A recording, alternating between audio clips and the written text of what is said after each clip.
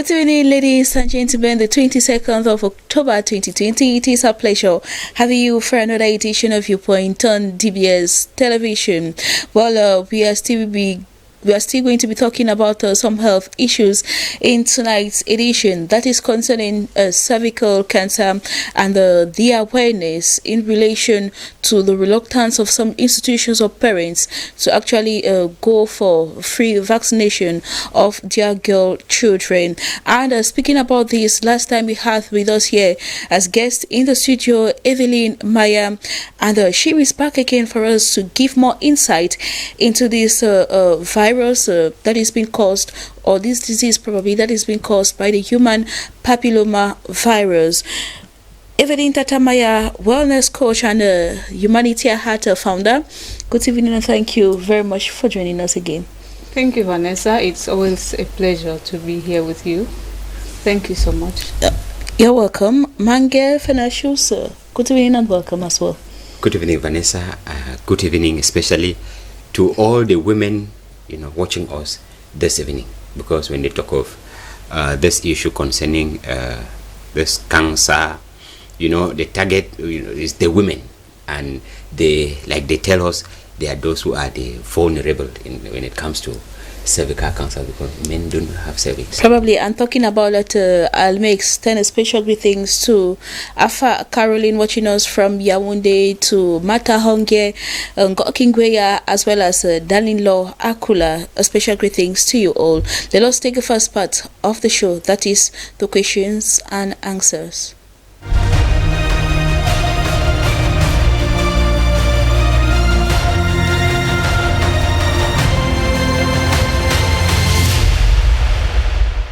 Once more, you're welcome back, ladies and gentlemen. And talking about cervical cancer, can we prevent cancer of the cervix from affecting the women?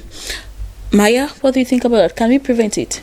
It is preventable. Cervical cancer is preventable because we know the cause. All right, so probably yes. Manga Venashus. Yes, Vanessa, to a lesser extent. I think she will enlighten me the more. Yes, to a lesser extent. And is the fight only for women, or it involves the general public? The fight for cervical cancer, not just cervical cancer, breast cancer and other cancers, involve the general public. The general public. Mange Venashus, is it for some particular people? That was the opinion I had, that is for women. So the fight is for women only, not for the general public. It's for women only, probably. Let us take a second part of the show, the debate.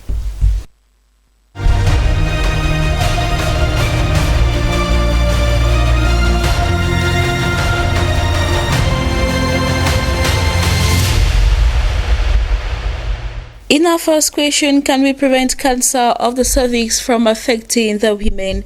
But before we get into it, Maya, I would like to know from you.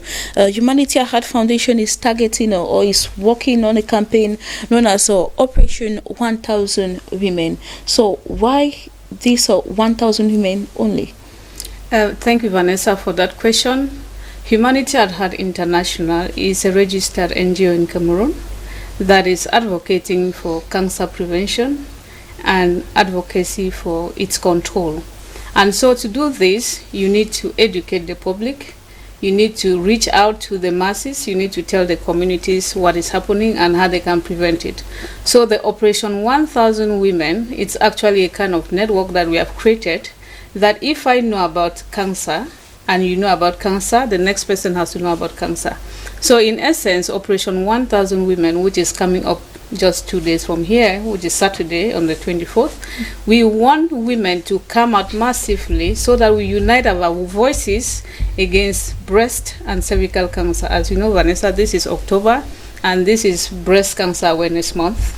Not just that, we are also talking mostly about female cancers, which is breast and cervix. But this Operation 1000 Women that is coming up on Saturday will be targeting all the women, including you, everybody else, the parents, the youth, that everybody should come out massively. There is power in voice. If I just speak alone, it will not have greater impact. But if we come out together and unite, I think this can be eliminated with the voices that we raise. All right, thank you very much. In the first question, you think that cancer of the cervix can be prevented from affecting women. So how can it be prevented? Cervical cancer, like I always say, it's caused by human papillomavirus. And at one moment in an adult's life, you can have this virus. But we are targeting the HPV 16 and 18, which is high risk that is causing cervical cancer. Because you have many of the HPVs, which can cause other types of maybe warts or things that come out on your body. But we are targeting HPV 16 and 18, which is the actual cause of cervical cancer. So when we go out for these awareness campaigns that we are creating, we are actually educating women to go in and check for that particular virus, which can easily be removed or can easily be prevented through the vaccine for the young girls. For the adult, they can do it through screenings. And there is what we call the screen and treat. So prevention also, we talk about behavioral change. There are some activities that you do that can help you prevent the disease from happening, like being active, physically active. You know, most of us are always inactive, like avoiding excess alcohol, avoiding tobacco, avoiding going from one sex partner to another, like it's sexually transmissible. Those are the things that we call them risk factors of having cervical cancer. So if you can be able to avoid this through behavioral change, intentionally tell yourself, I'm not going to be doing this, I'm not going to be doing that, or I'm going to practice this as a health behavior, I think that will help to prevent the cancer. All right, thank you very much. But I would like to know, does healthy eating also help the woman to prevent it? Absolutely, it does. All it right. does help a lot. We need to be intentional. I always say it's just like the road going to heaven, which is so difficult. We always like the things that are easy, like things that are nice in your mouth. It tastes good in it. Yeah, taste good things in your mouth. So if you can adopt healthy eating habit, it will be excellent for you to prevent the disease. All right. Thank you very much, Maya. Manga Venatius, why do you think that the cancer of the cervix can be prevented from affecting women, but to a lesser extent? Vanessa, when I said to a lesser extent, my argument was, I hope that Maya would explain more to us. My argument was, when I listened to what the government was saying about vaccinating young girls, and I was asking myself, young girls at that age of 9, we're already vaccinating them, and it means we cannot prevent it, because at that age of 9, are they vulnerable already? Are they exposed to it, to the cancer already? That is why I was like thinking that maybe we cannot prevent it, because even at the age of 9, you can contaminate, or you can be affected by the cancer. So when I listen to the government talking about vaccinating young girls, yes, of 9 years, 9 to 14. Okay, that is my worry is, and I was thinking that if this thing could be like malaria, like any other thing that we could be like airborne, you know, at 9 years, what is it that can give them the virus to develop the cancer? Can we prevent cancer of the cervix from affecting women? I said yes, to a certain extent, because that extent was the doubt that I had in my mind. But then, like every other illness, normal, scientifically speaking, once you identify a particular illness, there is certainly a way we can prevent it. That is at a general level. Once you are able to identify that this is an illness, this is the cause, we can at least have some ways to prevent it. But on a greater proportion, there are some that, like I was saying, airborne disease. Even if you want to prevent airborne disease, maybe you may not breathe. If you want to prevent waterborne disease, maybe in poor countries, it may be difficult, because you will not have access to potable water because of the conditions. But then, when it comes to a case like this cancer of the cervix, I was saying that only just from the nominal point of view that we identify the cause, okay, then we can prevent it. But practically speaking, a woman is open to be attacked.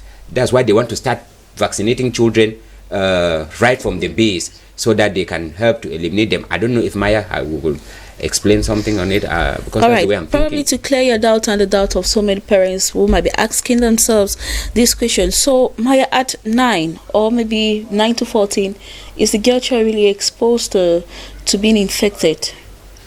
Actually, at that, we are living in a world where we have environmental pollutions, carcinogens outside. I don't want to go into the medical jargons, let me call it like that.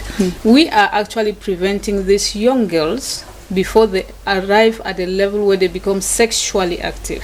Everybody is open to maybe contracting sexually transmitted infections.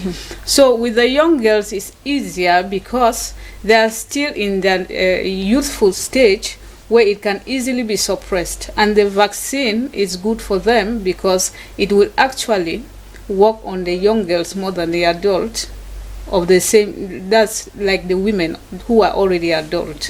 So preventing them is simply because it's not 100%, but we hope that it should be at that level where the vaccine is 100% effective for the young girls, because that's our wish, that when we vaccinate these young girls, they should be able to be cancer free in the future. So that's just how I can put it, so that these girls, when they actually become sexually active, we know that they have something that is preventing them from contracting the virus itself. Maybe adding to your points that girls who are from 9 to 14, at a certain point they might be raped. No one ever knows. Well, these are some of the cases that we've heard about, people saying they were being raped maybe at 7 or at 10. So in that course, they might be infected. Absolutely. So probably vaccinating them in a way will help prevent them from contracting the virus. That's right, Vanessa. That's right. Yes, Right. Vanessa, you see, when I adopt this position, when I listen to what papers started saying from yesterday, you discover that the Catholic Archdiocese or the Catholic Diocese of Obala in Cameroon, prohibited the use of this vaccine in their health institutions, in their schools, because the bishop, Bishop Sosten Baimek, I think I got the name right, doubted the efficiency of the vaccine, and that is why he had to prohibit the use within his diocese, within his faithfuls, within his schools, within his institution, health institution. Probably that takes us to the second question, because we are trying to find out if the fight is only for the women or involves the general public. Probably you think that it involves only the women. That is why it's like when I say it involves only the women, I think that it is the women who are supposed to. Vanessa, you understand your system more than I would do. I cannot understand the system of my wife. I cannot understand the system of my daughter, you see. But they understand it more than I do. Now, I cannot prevent it for her. I cannot prevent it for them. They can prevent it on their own. Unless Maya will have to tell me how I can go about preventing it for them or for her. Because I think that it is a fight. We are carrying out a kind of sensitization through this medium to let women know that this is the situation you are facing in life as a woman. It is not a curse anyway. The fact that you're a woman is not a curse. But then, being a woman, you are open to this kind of a disease, and you need to take appropriate measures. These are the measures that you have to take, and women should not shy away. Why I say this is, some women are of the opinion that cancer of the cervix, no, it cannot affect me, or as if there are a particular group of people or women, yes, that are open to the virus, as if it could only attack them. But then I think that it is just a campaign that we are making to let them know that it is a campaign that they themselves, they don't have to shy away from the process, because it is a kind of prevention. You start preventing yourself first. I remember Maya said something that if she is aware and you are aware, the third woman is aware, it is kind of a chain, knowledge that we have in our society. It may reduce the level. So when I say it is for women, I mean that it is for women to assume the responsibility that I have to protect myself first, I have to protect my family, and then others in the society can follow. Manga Venashus, you thinking that it's just the women. Looking at our African family or society, where the man is the head of the family, do you think that a woman will actually go in for this vaccination or go in with her children without seeking the consent of the head of the family, who is the father or the husband? Vanessa, talking about this vaccine, I don't think that the only means out is a vaccination. I don't think that the only means is vaccination, because when we have been talking about this vaccination, the government has been talking of vaccinating young girls. Maybe I'm still to learn. They have not been talking about vaccinating adult women, right? So I think that when it comes to finding out your situation, what is your state, it will only be a problem when my wife does it behind my back. My wife should tell me that this is what is happening. But she cannot vaccinate the children without your consent. That is what I mean by doing it behind my back. This is what is happening, this is what is happening, and it is a family decision that we should do this for our daughters. And if it is a family decision, nobody kicks against anybody.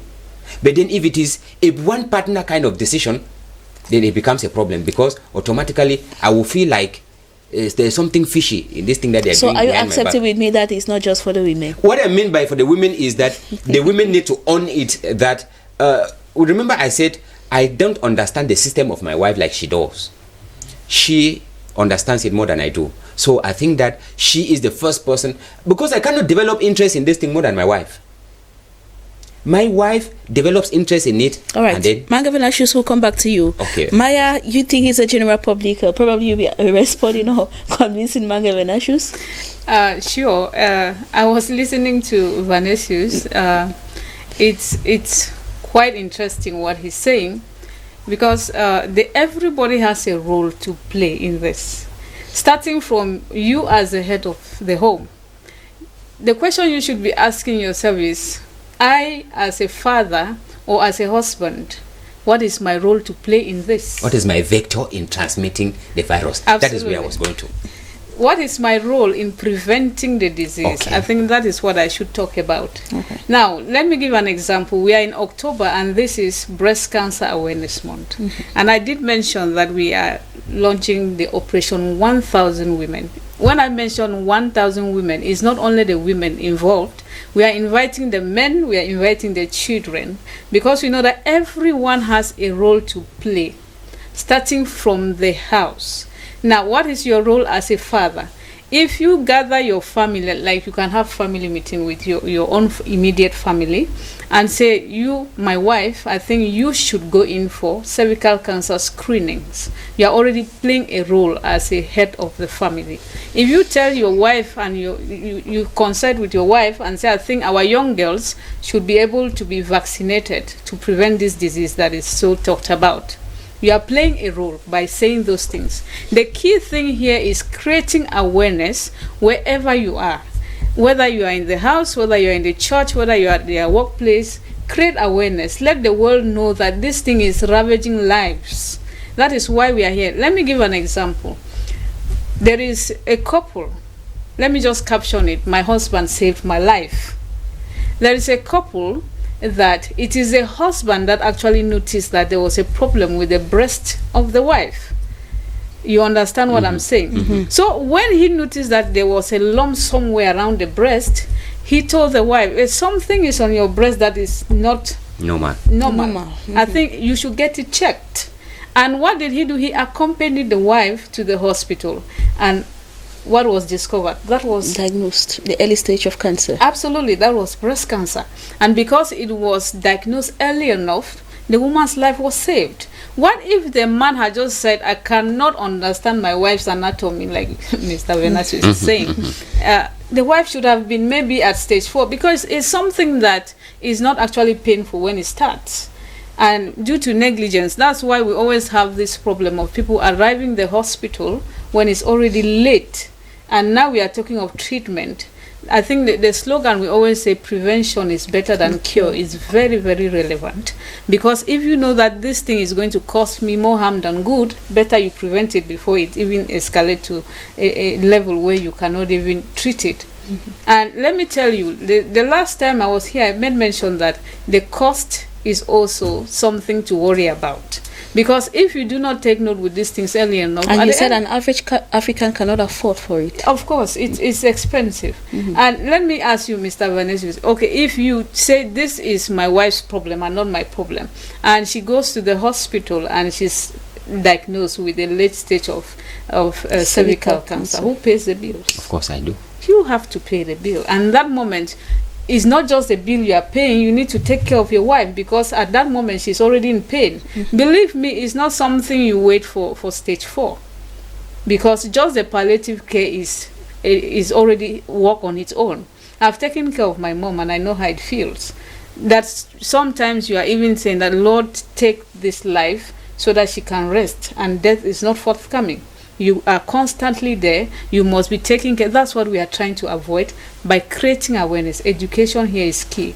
We are advocating. We know that if we can put programs in place that is educating people on good behaviors, lifestyle changes, even the vaccination, you said it's not only young girls. Adults have their own doses. Okay. The young girls have a dose of 2, which you take it and then you take it after 6 months, while the adults have their own dose that they take it in 3 doses. Everybody has, but the government is launching it just for young girls. I think CBC was taking the adults. So this thing concerns everybody, religious leaders, farmers, everybody. If you take a walk and you go around and say, have you heard about cervical cancer? I was out of the studio. I saw a poster outside talking about HIV, tuberculosis, and malaria. Those are well-known diseases in our country. But believe me, before HIV started, it was like a taboo. You could not even talk about it. We want cancer to be heard. We want the nation to know that this thing is a cause for concern and it's a national health problem that needs to be taken seriously. All right. And so what can you say about some of these institutions or parents that are still reluctant to get their children vaccinated? Absolutely. The problem here, I always say, we do not take action before we start thinking. We think before we take action. That is the mistake we are doing. We take action, and then when all these negative feedbacks are coming in, that's when we start rearranging what we have already put out there.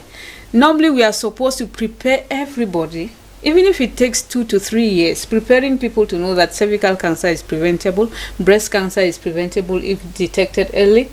If you take time educating, like what we are doing here, we are creating awareness. And that is the reason behind Operation 1000 Women. It's a network. When we come together, our aim here is that at least every quarter of the year, we should be able to know that 1000 women are aware that cancer can kill and cancer can be prevented. If every quarter of the year, at the end of the year, we should be having 4,000 women that are already aware, and 4,000 women that have been able to be screened, and 4,000 women that we have preserved their lives. And if we do that every year, we see that at the end of time, we are surely going towards elimination of cervical cancer. All right. Mangavela Shusanjo, in your opinion, in your personal viewpoint, how do you see the action of the Diocese of Upala?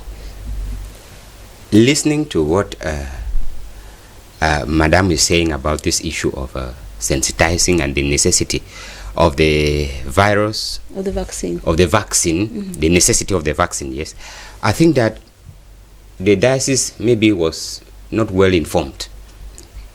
It was not well informed on the efficiency of the vaccine, because it is the problem. That's what I was saying, that the government needed to have carried out this sensitization before. We are living at a time when people are suspecting everything vaccine, and you just fall, talking about cervical cancer and vaccinating only women. That's what, like I was saying. I think that it should have been a national program to make sure that we sensitize the population on the necessity, like she is saying. In fact, I like the way she puts it, because once it concerns the family, it concerns everybody in the family. It does not concern the women only. Yes. So if it concerns everybody in the family, generally it has an intrinsic relation with the state. So the government should know that if we are talking about the well-being of the population, then we have to take time and sensitize them on the necessity of having this vaccine. Because there are parents out there who are still, or had the mindset that I had, that no, you cannot vaccinate my daughters. Yes, because I don't know about this vaccine. When they came about the other vaccinations, about polio and the others, few people resisted because it was open. But now about this one, it was so like kind of closed thing, and once it is not open, people start suspecting. So I think that it's high time that we should look at it, like the diocese, what they did. To my opinion, from what she's explaining, I think that the diocese needs to have taken a second thought, look at the impact of the cancer on the female folk, and then we should be able to maybe reverse the decision and call for the vaccination team to carry out the vaccination, because it is that necessary. It is not. It is that necessary. Yes. So, Maya, Operation 1000 Women, where is it going to take place? And how can you call for the women to assemble there, the time and everything? Yes, Operation 1000 Women campaign will be taking place on Saturday, 24th of October, and that will be taking place at the Sok Community Hall in Bonaberi. That's opposite Farmasindobo. Popularly, they call it the Banso Hall, where the Banso women gather and do their meetings.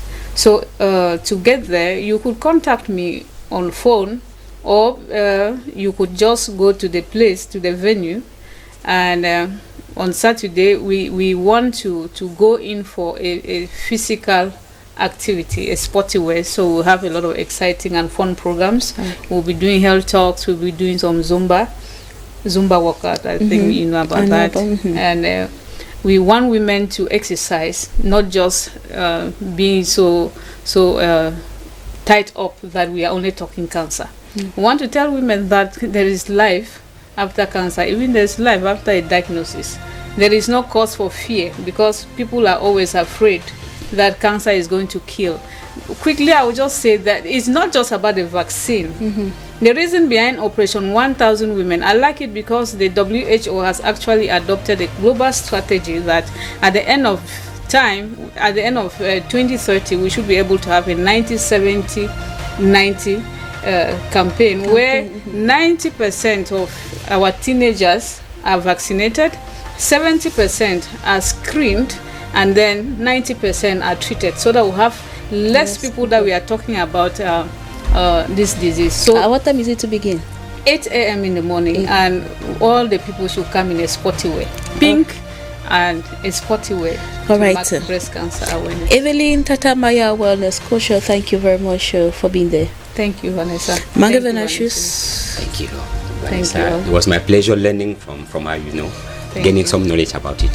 Cervical cancer, the fight has to do with the general public and not only the women, is the message I'm taking back up. So mobilize on the 24th of October and make this a memorable day. Do not forget, like the popular saying, prevention is better than cure. That was it for today's edition. Thank you very much, ladies and gentlemen. See you tomorrow. God willing. Goodbye.